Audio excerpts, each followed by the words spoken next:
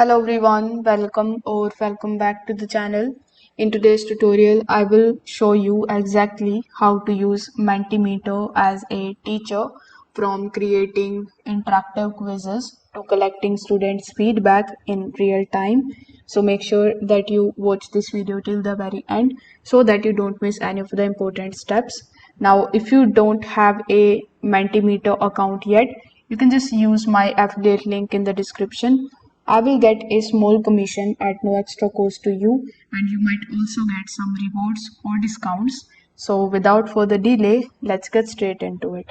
So, first of all, you can either just click on the link that is given in the description, or you can also open your web browser and search for mentimeter.com. Now, once you are over here on this page, you need to simply sign up for a free account. For that, click on the sign up option in the top right hand corner of the screen. You can sign up with the help of your Google account, your Microsoft account, or with the help of your email address. So once you have successfully logged in and once you have successfully created your account, you will be landed here in the dashboard of your Mentimeter account. This is the place where you can basically create your presentations. So here, in order to create your first presentation, simply hover over to the left hand section, and here you will see the name of your presentation, which is my presentation as of right now. So in order to include slides here in your presentation, you can just simply click on this new slide option. Over here you will see a bunch of different options, like you can create multiple choice question. It is great for the quick MCQs or polls. Then we have the word cloud, so it actually helps you to collect the creative ideas or reflections. Next we have the open ended, so it lets the students type the answers in their own words. And if you select the ranking and the scale option, it actually useful for the surveys or the classroom feedback. If we talk about the quiz, so here it is going to add the timer, leaderboard and points for the right answers. So here, let's say you want to add multiple choice question in your slide, so you need to simply click on multiple choice option. Now your question will be over here, so you can type any of the questions. Like if I type here, what is the chemical symbol of water? So after typing this question, you need to provide the options. So here you can add option 1 like S2O. In the option 2, you can add like C2O, CO2, and then you can add O2. So make this correct one if it is a quiz. So here, if you want to add further options, you can just simply click on the add option. In order to choose the correct answer, simply just turn this toggle button on and select the right option over here, just like so. Now over here, once you are done with it, you can click on the present icon in the top right hand corner of the screen, and this way your quiz will be presented here, and you need to select the right answer of this particular question. Now you can also add the add slide option again in order to create more slides. For feedback activities, you can try the word count, or you can ask something like describe today's class in one word, etc. As students respond, the words will appear on the screen live. Now, if we talk about the customization, once you are in your slide, you will see a bunch of different presentation customization option. So here, if you click on the new slide option, and let's say you have selected the word count option, in the right hand section, you will be able to enable anonymity for the responses. You will be able to change the themes or the backgrounds for the visual upgradation. For example, if you click on the themes option, you will be able to make it blue, black, yellow, etc. And you can see, once you select the theme, it is going to add the automations automatically.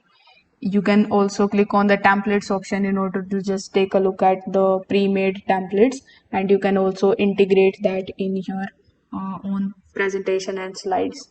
If you want to add images or GIFs for fun, you can definitely do that by clicking on this edit option in the right hand section, and from here you can drag and drop the image and select the background colors as well. If you want to set the countdown timer, you can definitely do that by selecting the countdown timer to control the pacing. You can also rearrange these slides easily by dragging them on the left hand section, and this is how you can do it. Also, you can give your presentation a title and the description. So this will be the title of your presentation, and here if you want to give description, you can just simply click underneath it, provide the description over here. Now you can present your class live as well with the help of this tool. So when you are ready to go live, simply click on this present option in the top right hand corner of the screen, and you will see this type of full screen presentation mode. So it is going to also show you join code or the QR code. So this is the code which you can basically share with your students, and they are going to use this code or scan the QR code in order to enter at menti.com. You don't need any kind of projectors. This actually works on laptops, tablets, and even on phones.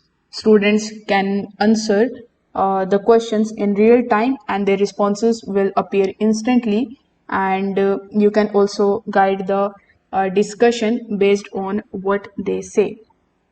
So if it is a quiz, the leaderboard also updates for every round. It is great for any kind of competitive learnings. Now after the session, you can go back on the Mentimeter's dashboard.